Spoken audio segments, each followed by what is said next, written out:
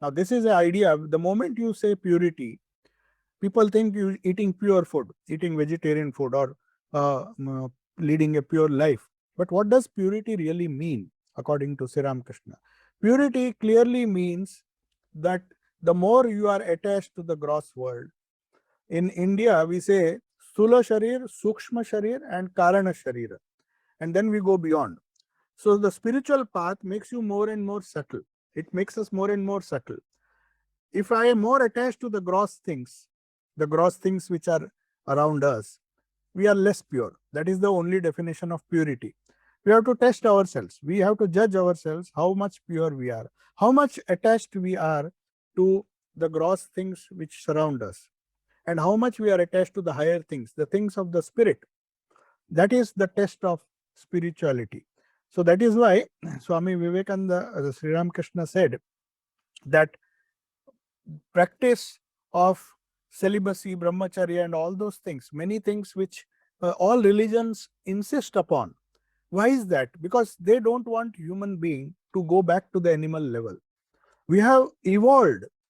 We were animals, we were plants. We have evolved after passing through 84, they say, 84 lakh. That is in Indian tradition. They say after so many births in different wombs, we have come to this level of human being. Should we waste it? That is his principal message.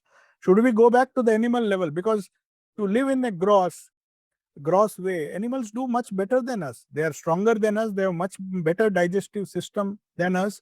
They are, in fact, they don't even need to practice any yoga because they are physically stronger than us. But that doesn't make them superior to us.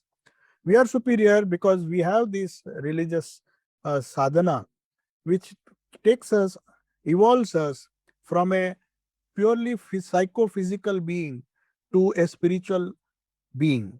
So that is what Sri Ramakrishna came to teach, tell the whole world. As all the prophets before him, all the rishis, all the religious prophets, they never compromised. They said, it is reading Swami Vivekananda. I'll end with this last sentence. Swami Vivekananda gave a wonderful definition of who is a civilized man. He said, civilization is nothing but a progressive reading of spirit into matter.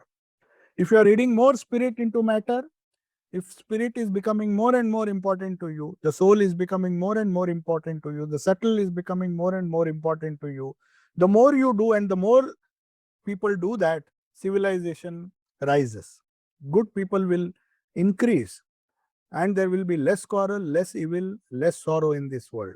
So the only way, as all the prophets before said, Sri Ramakrishna said, the only way is to know for sure or know for certain that there can be only one goal in life, that is realization of God, which really means, according to the language of yoga, to be one with the Paramatma. The Atma is finding itself limited, sorrowful, full of troubles, full of problems, full of anxieties, full of sorrows. And we are looking for temporary patchwork solutions.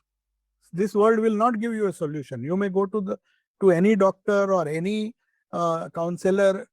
The solution will be temporary at the most, but the permanent solution to all our problems, which our religion or which true spirituality says, is mukti. If we really want mukti, if we really want nirvana, then we have to be engaged more and more in our spiritual pursuits. That was the central message of Sri Ramakrishna.